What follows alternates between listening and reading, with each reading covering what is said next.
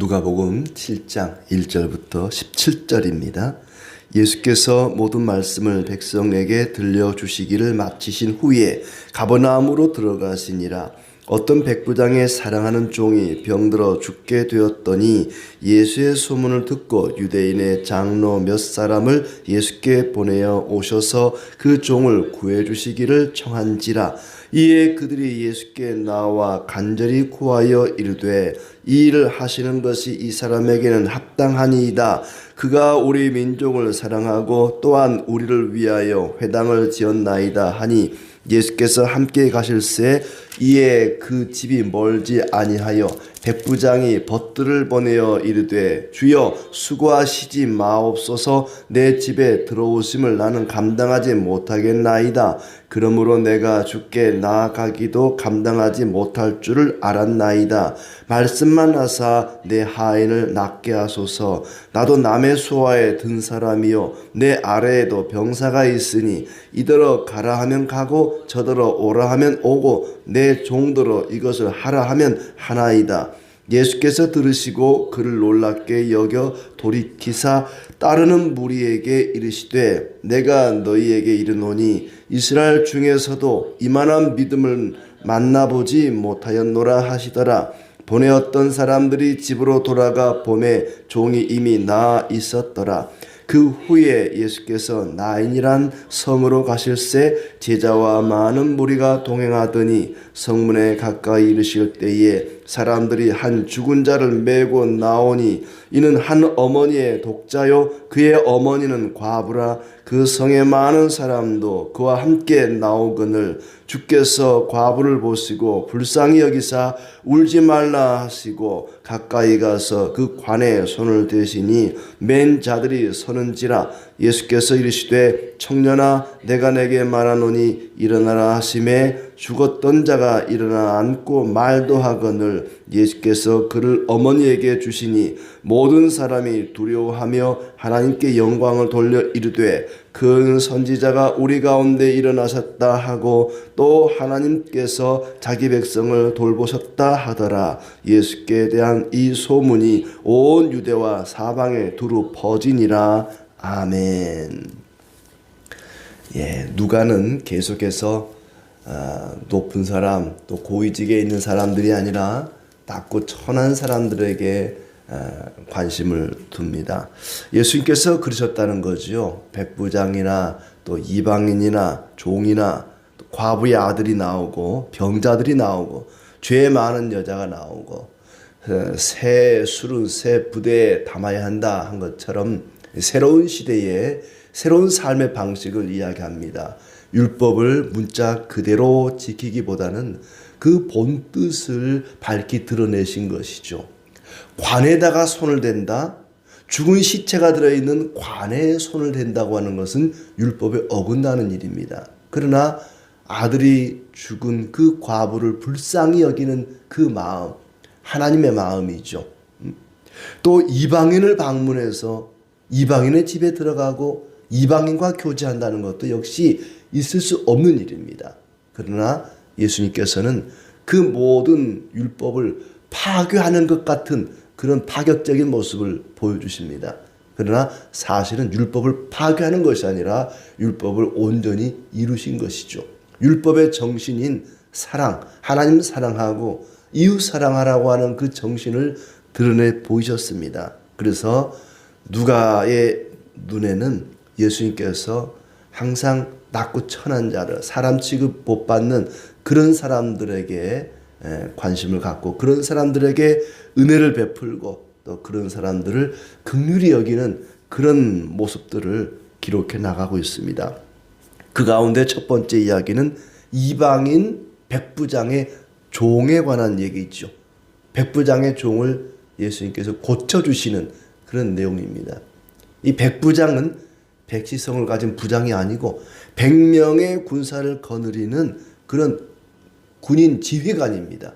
로마인이죠. 이방인입니다. 로마가 유대 사회를 이스라엘을 지배하고 있던 시대니까 그때 당시에 로마 군이 이제 유대 전역을 이스라엘 전역을 지배하고 있던 주둔하고 있던 그런 상황이고 이 백부장의 종이라 그러면은 로마인은 아니고 유대인 종으로 여겨집니다. 그 유대인 종이 병이 들어 죽게 되었는데 그 종을 살려달라고 주님께 사람을 보냈던 것입니다. 마태복음에는 백부장이 직접 예수님께 찾아온 것처럼 보여주지만은 사실은 직접 찾아온 것은 아니고 먼저는 장로들을 보냈고 두 번째는 벗들을 보내서 살려달라고 요청한 것으로 그렇게 여겨집니다. 아무튼 유대인의 종 하나쯤은 죽어도 별 상관없어 하고 눈 하나 깜짝하지 않을 것 같은 백부장인데 그가 이 종을 긍휼히 여겨서 예수님의 소문을 듣고 살려달라고 요청을 합니다. 가버나움에 있을 때에 백부장이 병들어 죽게 된 종을 구해달라고 장로 몇 사람을 예수님께 보낸 것이죠. 함께 오시는 중에 백부장이 벗들을 보내서 집에 올 것 없습니다. 말씀만 하사 내 하인을 낫게 하소서. 저희 집에까지 굳이 올 필요가 없습니다. 예수님이 하나님의 아들인 것을 믿는 믿음의 고백이죠. 말씀만 하시면 그것이 어디에서든지 이 하인이 있는 병자가 있는 그 집에 그 병자에게 직접 손을 대고 기도하든지 아니면 멀리서도 말씀만 하셔도 얼마든지 나을 수 있습니다 라고 하는 믿음의 고백입니다. 저도 군 지휘관으로서 제 아래에도 하인들이 있습니다. 아래 수하에 있는 사람들이 있어서 내가 오라 하면 오고 가라 하면 갑니다. 제 말 잘 듣습니다. 저도 윗사람이 있어서 오라 하면 가고 가라 하면 가고 합니다. 말씀만 하시면 이 병 정도는 떠날 수 있습니다. 말씀만 하사 낫게 하소서라고 요청을 합니다. 예수님께서 이 백부장을 칭찬하십니다. 아주 그의 믿음을 놀랍게 여기고 그의 하인을 고쳐줍니다. 이 그때 당시에 로마사의 백부장 그러면은 굉장히 거칠고 난폭한 그런 군인의 대명사였다고 합니다. 로마 군 자체가 굉장히 거칠고 폭력적인데 그 중에서도 백부장쯤 되면은 그것이 더 도드라졌다는 것이죠. 그런데 이 백부장만은 유대인들을 존중하고 사랑하고 믿음이 아주 좋은 자기를 철저히 낮추고 오실 것 없습니다. 그냥 말씀만 하옵소서라고 고백을 합니다. 심지어 유대인들을 위해서 회당까지 지어줬다. 유대인들을 존중하고 유대인들이 섬기는 하나님을 존중하고 그들의 믿음을 존중하는 그런 사람이었습니다. 신앙생활을 잘할 수 있도록 회당까지 지어줄 정도로 유대인들을 그렇게 아주 존중하는 그런 백부장의 인격을 우리가 참 본받을만 합니다. 이방인의 믿음을 칭찬한 것이죠. 유대인 가운데 이만한 믿음을 찾아보지를 못했다. 구약 성경을 잘 아는 유대인에게조차도 이런 믿음이 없는데 이방인인 백부장이 이런 믿음을 가지고 있다니 참으로 대단한 믿음이다. 유대인 이방인 상관없이 모든 사람을 사랑하시고 모든 사람을 하나님 자녀로 불러주시는 모습을 봅니다. 누가는 이미 누가복음뿐만 아니라 사도행전을 기록한 사람입니다. 사도행전에 보면은 이방인에게 복음이 전파되는 것을 기록하고 있죠. 하나님은 유대인만 아니라 이방인에게도 복음이 전파되기를 바라시고 그렇게 하셨고 그렇게 이방인까지도 사랑하셨습니다. 자격이나 조건을 넘어서 모든 사람을 사랑하시고 모든 사람이 구원의 대상이 된다는 것이죠. 교회는 그런 곳입니다. 교회는 누구든지 받아들여야 합니다. 그리스도를 찾는 모든 사람을 사랑으로 받아들이는 곳이 바로 교회죠. 예수님이 그러셨거든요. 말씀만 하옵소서. 주님을 높입니다. 자기를 철저히 낮춥니다. 그럴 때에 하나님께서 은혜를 베푸시고 존귀하게 여겨주신다는 것입니다. 두 번째 사건은 과부의 아들을 살린 일이죠. 11절부터 17절입니다. 나인이라고 하는 성에 한 과부가 있었는데 아들이 죽었습니다. 의지할 것 없이 하나밖에 없는 그 아들만을 의지하고 살았는데 그 아들이 죽어버린 거예요.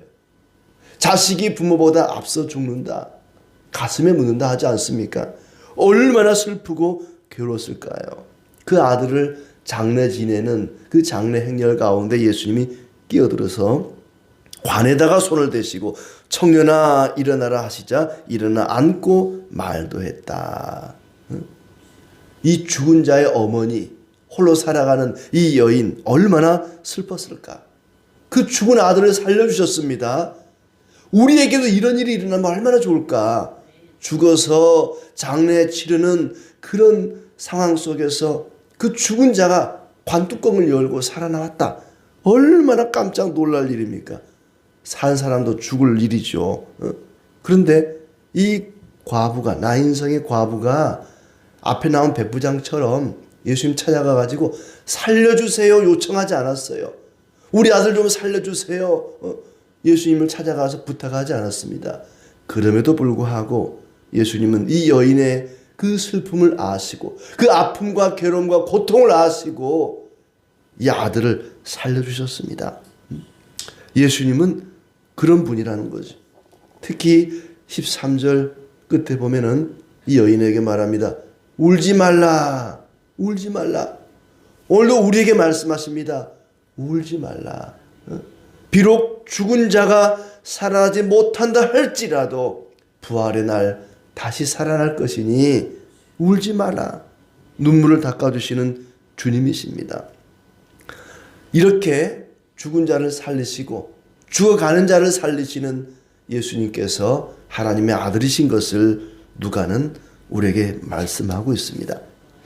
18절부터 35절까지는 세례 요한의 제자들에게 대답하시는 내용입니다.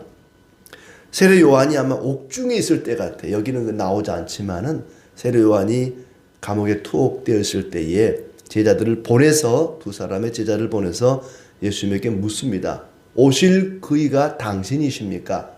구약부터 오시기로 한 메시아 구원자가 있거든요. 틀림없이 다윗의 자손이 와서 우리를 구원할 것이라 그랬는데 오실 그분이 바로 당신입니까? 예수님께서 구약에 예언된 메시아 맞습니까? 라고 세례 요한이 제자들을 보내서 예수님에게 묻습니다. 좀 아이러니하죠. 이미 세례 요한은 예수님을 세례 베풀 때에 예수님이 하나님의 아들인 걸 알았거든요. 알고 믿었거든요. 그런데 시간이 지나서 다시 물어보는 거예요. 혹시 예수님이 오시기로 한 그 구원자 메시아 맞습니까? 제 생각이 맞습니까? 라고 제자들을 보내서 묻는 거예요. 예수께서 질병을 고치고 귀신 들린 자를 내쫓고 병자들을 고치는 그런 모습을 보고는 이분이 틀림없이 구약에 예언된 메시아 맞는 것 같다. 근데 아리까리한 거예요. 이게 진짜 맞나? 헷갈린 거죠. 그래서 사람들을 보냈던 것입니다. 제자들에게 예수님이 대답을 하십니다. 22절에 예수께서 대답하여 이르시되 너희가 가서 보고 들은 것을 요한에게 알리되 맹인이 보며 못 걷는 사람이 걸으며 나병 환자가 깨끗함을 받으며 귀 먹은 사람이 들으며 죽은 자가 살아나며 가난한 자에게 복음이 전파된다 하라. 너희가 본 걸 그대로 전해라. 예수님이 많은 사람을 고치고 살리고 치료한 그 내용들을 전하라는 것입니다. 그것만 보면 알 수 있지 않느냐. 구약의 메시아가 오셔서 그렇게 한다고 말씀했거든요. 그거 보면 알 수 있지 않느냐. 나로 말미암아 실족지 아니하는 자는 복이 있다. 예수께서 요한에 대해서 사람들에게 말합니다. 요한이 얼마나 위대한 사람인가. 그 요한을 아주 높이 평가하는 거예요. 24절에 무엇을 보려고 광야로 나갔더냐. 선지자보다 훌륭한 자다. 내 앞에서 길을 예비하는 자다. 여자가 낳은 자 중에 요한보다 큰 자가 없다. 요한을 아주 극찬합니다. 세례 요한이 아주 훌륭한 대단한 사람이라고 칭찬합니다. 왜냐하면 세례 요한이 제자들을 통해서 예수님을 몰라보는 것처럼 보였거든요. 오시기로 한 그분이 당신입니까? 라고 물으니까 어라? 아니 세례 요한이 예수님 몰라본단 말이야? 예수님이 저렇게 아주 대단한 일을 하셨는데도 예수님이 하나님의 아들인 걸 몰라본다고? 라고 세례 요한을 무시할까 봐 그러지 말라는 거예요. 비록 세례 요한이 옥중에서 예수님이 누구인가를 물었지만 요한보다 대단한 사람이 없다는 겁니다. 여자가 낳은 자 중에 요한보다 큰 자가 없다. 그는 선지자보다 훌륭한 자요, 나의 앞길을 예비하는 자다. 요한 무시하지 마라. 질문했다고 무시하지 마라. 그러면서 그들을 책망하죠. 이 세대 사람들은 피리를 불어도 춤추지 않고 곡하여도 울지 않는다. 예수님이 그렇게 죽은 자를 살리고 병자를 고치고 귀신을 내쫓고 맹인의 눈을 열어주고 그렇게 해도 반응이 없다는 거예요. 예수님이 하나님의 아들이라는 걸 인정하지 않고 믿지 않고 고백하지 않는다는 거예요. 피리를 불어도 춤추지 않는 그런 사람들처럼, 곡을 해도 울지 않는 사람처럼 예수님이 분명히 하나님의 아들인 걸 증거했는데도 전혀 반응이 없는 세상에 대한 탄식이죠. 그러면서 사람들을 책망하기를 세례 요한이 떡도 안 먹고 포도주도 마시지 않자 귀신 들렸다라고 말하고, 인자가 예수님 자신이 와서 먹고 마시자 먹기를 탐하고 포도주를 즐기는 사람이요 라고 비난하고, 항상 부정적이라는 거죠. 안 먹고 안 마시니까 귀신 들렸다 그러고, 먹고 마시니까 먹기를 탐하고 포도를 즐기는 자요 라고 비난하고, 세례와 죄인의 친구라고 비난했다는 거죠. 이 바리새인들, 서기관들, 율법사들, 사두개인들, 이 종교 지도자들은 항상 부정적이라는 것입니다. 이러면 이런다고 비난하고 저러면 저런다고 비난하고, 어떤 집사님이 옷을 후줄그러니 입고 오니까 옷을 그 따위로 입고 오냐고 비난하고, 또 화려하게 입고 오면은 나이가 몇 개인데 옷을 그렇게 입고 오냐 그러고, 항상 부정적으로 보는 사람은 그렇게 말한다는 겁니다. 그 내면을 봐야지. 세례 요한도 그렇고 예수님도 그렇고 그 내면을 볼 줄 알아야 되는데, 단순히 음식을 먹고 마시는 것만 가지고 이러쿵저러쿵 비난한다는 것입니다. 예수님도 마찬가지죠. 그 내면을 본다면 틀림없이 하나님 아들인 것을 믿을 텐데 하는 책망의 말씀입니다. 그리고 마지막 36절부터는 향유를 부은 옥합을 깨뜨린 여인에 대한 이야기죠. 한 바리새인의 집에 죄 지은 한 여자가 와서 향유 담은 옥합을 깨뜨렸다. 어떤 죄를 지었는지 몰라요.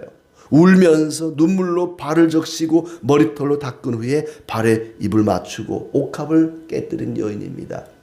그 집주인 바리새인이 예수님을 비난합니다. 예수님이 만약에 선지자였다면 저 죄 많은 여인이 접촉하는 것을 막으셨을 텐데 이 여자를 왜 거절하지 않았을까? 예수님을 비난하는 거예요. 예수께서 그 바리새인의 마음을 아시고 빚진 자의 비유를 합니다. 많은 빚을 5억 원을 탕감받은 사람하고 500만 원 탕감받은 사람하고 어떤 사람이 더 탕감해준 주인을 사랑하겠느냐. 여인은 큰 죄를 지었지만은 큰 죄를 탕감받은 이 여인이 주님을 사랑하는 것이 마땅하지 않겠느냐. 여자를 칭찬하시고 죄사함을 선포합니다. 믿음이 너를 구원하였다. 예수께서 죄를 사하시는 하나님이라는 것을, 하나님만 할 수 있는 죄사함을 선포하는 그 모습 통해서 예수님이 바로 하나님이라는 것을 드러내 보이고 있습니다. 예수님께서는 아무 자격 없는 우리도 구원하시고 사랑하시고 죄를 용서하시고 은혜를 베풀어 주셨습니다. 겸손하게 이 백부장처럼 자기를 낮추고 그리스도만을 높이는 그런 모습을 통해서 이 마지막에 나오는 옥합을 깨뜨린 이 여인처럼 철저히 자기 자신을 낮추고 주님만을 높일 때 주님이 우리 편이 되셔서 죄와 세상을 이길 힘을 더해 주실 것입니다. 하나님께서는 모든 사람을 누구든지 차별하지 아니하고 사랑하십니다. 사도행전을 통해서 더욱더 그 사실이 드러나고 있습니다. 우리가 교회가 모든 사람을 주님의 사랑으로 품고 긍휼히 여기고 은혜를 베풀고 나누고 섬기고 그럴 때에 하나님께서 우리를 높여주시고 더욱더 크신 은혜를 베풀어 주실 것입니다. 오늘도 주님이 하나님의 아들이신 것을 믿는 믿음 가운데 주님의 말씀을 따라 섬기며 살아가기를 진심으로 기원합니다.